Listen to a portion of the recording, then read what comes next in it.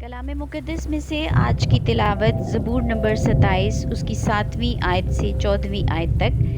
داؤد کا مزمور۔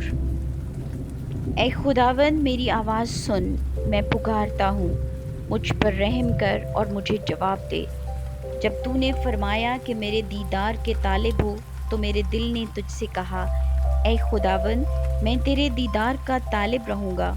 مجھ سے رو پوش نہ ہو، اپنے بندہ کو قہر سے نہ نکال۔ تو میرا مددگار رہا ہے، نہ مجھے ترک کر نہ مجھے چھوڑ، اے میرے نجات دینے والے خدا۔ جب میرا باپ اور میری ماں مجھے چھوڑ دیں تو خداوند مجھے سنبھال لے گا۔ اے خداوند مجھے اپنی راہ بتا اور میرے دشمنوں کے سبب سے مجھے ہموار راستے پر چلا۔ مجھے میرے مخالفوں کی مرضی پر نہ چھوڑ، کیونکہ جھوٹے گواہ اور بے رحمی سے پھنکارنے والے میرے خلاف اٹھے ہیں۔